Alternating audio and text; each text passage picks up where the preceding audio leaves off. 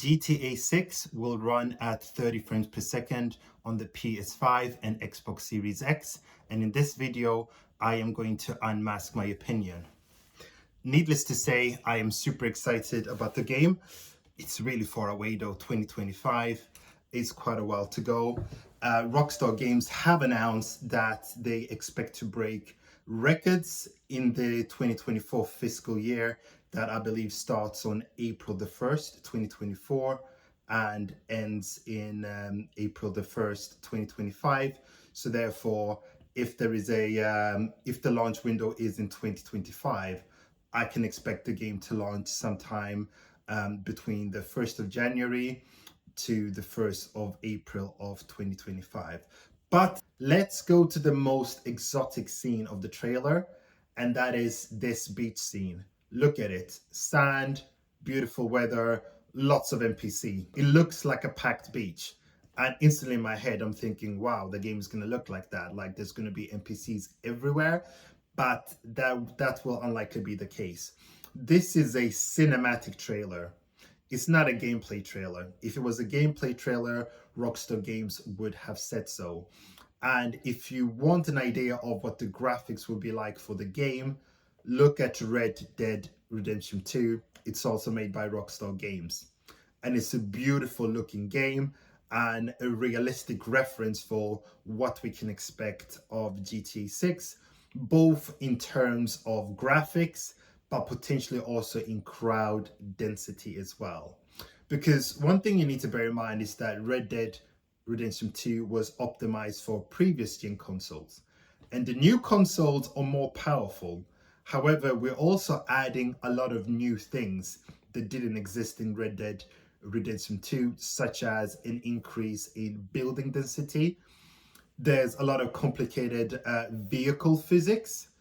There are aeroplanes in GTA 6, and that puts a lot more demand on the CPU, and it also puts more demand on things such as draw distance and potential pop-in of buildings and NPCs that are on the ground as well. So there's a lot more demanding things that are being added to GTA 6 that will basically mean that the net look of the graphics of GTA 6 and Red Dead might be very similar.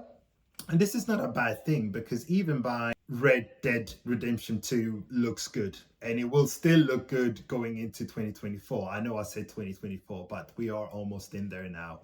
And it's not necessarily a bad thing. However, Red Dead Redemption 2 targets 30 frames per second. And that feels a little bit previous gen-ish. However, new consoles, they are powerful, but there's a lot of things that the CPU and GPU will need to be used for.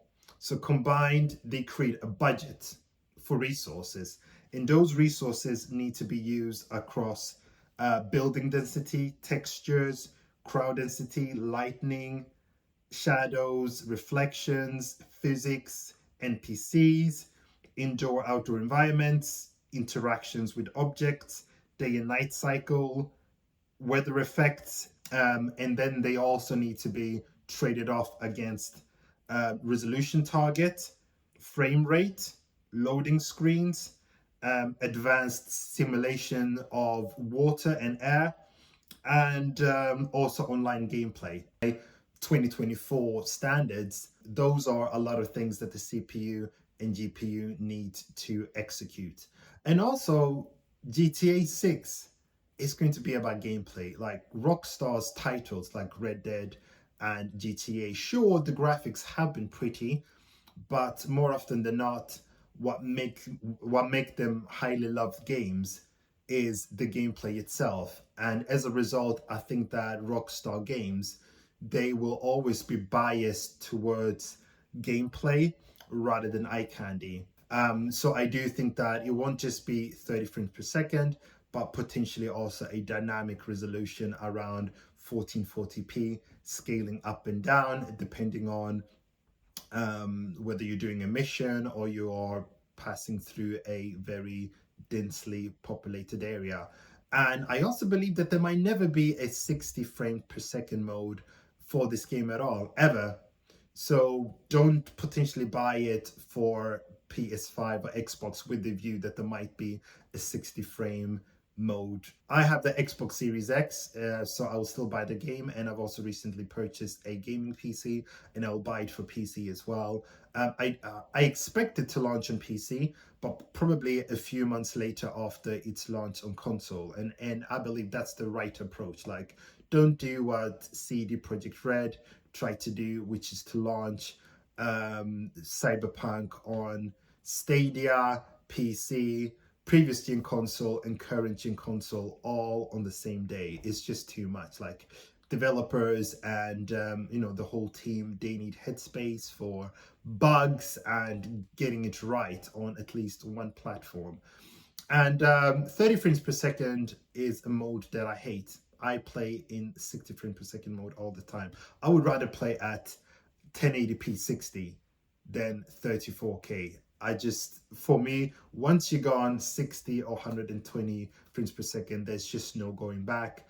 30 frames per second for me, it feels stuttery, it feels laggy. And I tried to play Starfield, but I just gave up. After 1 hour, I couldn't get used to the frame rate. So so I will need to climatize myself way before GTA 6 launches.